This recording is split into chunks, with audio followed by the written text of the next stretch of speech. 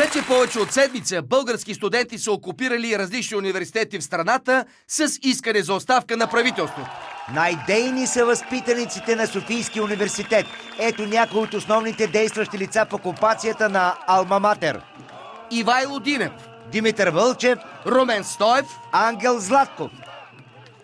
Те бяха обвинени в политизиране на протеста в полза на ГЕРБ и Бойко Борисов.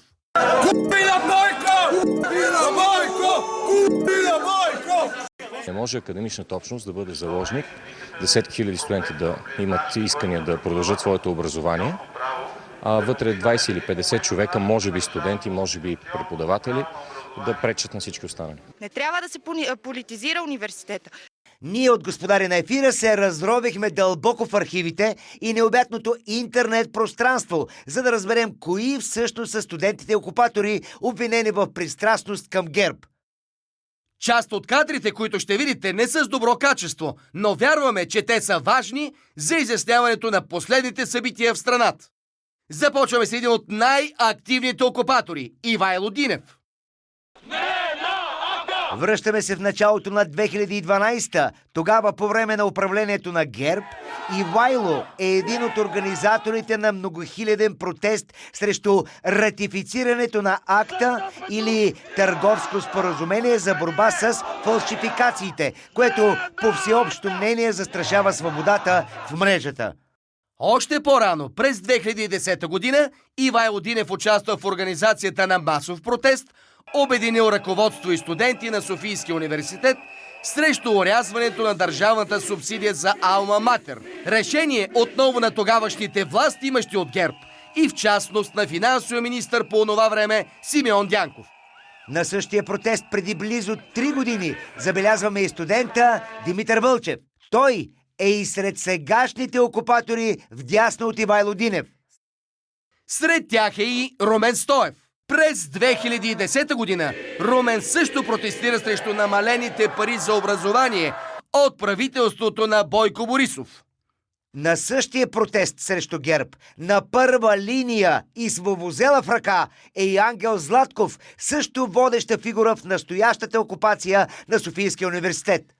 Сега, 3 години по-късно, той е на по-висок фронт и с по-къса коса. Ето още архивни кадри от 2010-та, когато тези момчета протестират заедно срещу образователната политика на ГЕРБ.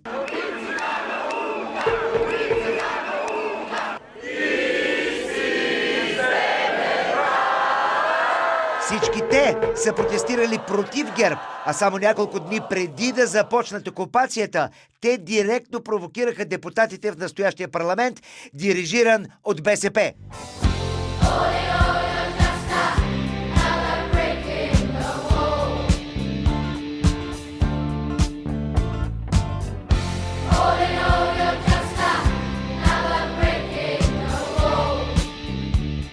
Явно обвиненията в политически пристрастия спрямо тези момчета са доста безпочвени, което изглежда дразни и доста хора. Ние от Господари на ефира решихме да проверим и кои са контраокупаторите. Усъмнили се, че студентите защитават тесните партийни интереси на ГЕРБ.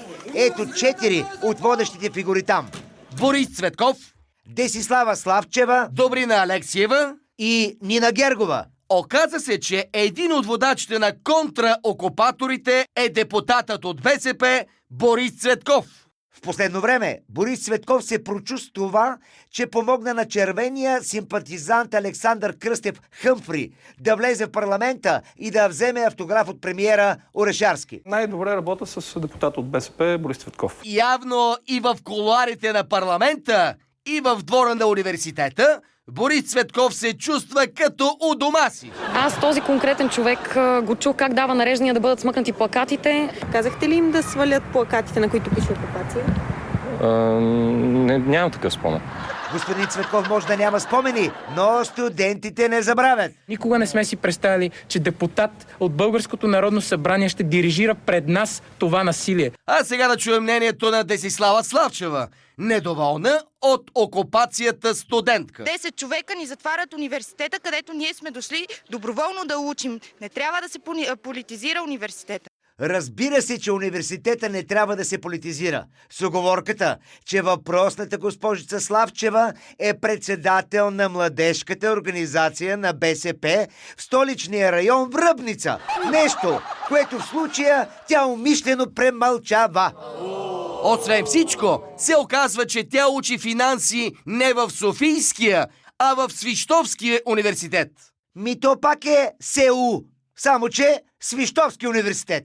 Почти. Заедно с контраокупиращите, съвсем неочаквано, беше репортер на телевизия Алфа. Ти да видиш.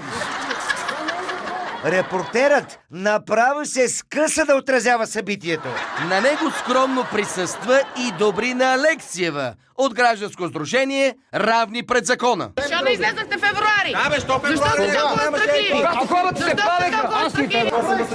Вие да вземете и да окупирате университета 50 човека. Да си припомним как същата тази дама доскоро имаше по-различно мнение за окупацията като форма на протест. Ние сме тук от 16 юни.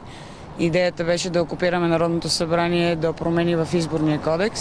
Тогава окупацията беше в реда на нещата за госпожа Алексиева. Ама сега... Просто не е редно. А вие сте студенти? Не, аз имам деца студенти около мен, приятели. Ето още една позната фигура. Едно от лицата на контрапротеста Нина Гергова. Аз вчера видях едни студенти за трешетки, а други студенти ги призоваваха отвън на диалог. А ако това е зов за диалог, здраве да е! Бутай! Давай! Айде! Курбина Бойко! Курбина Бойко! Курбина Бойко! Давайте, другата врата!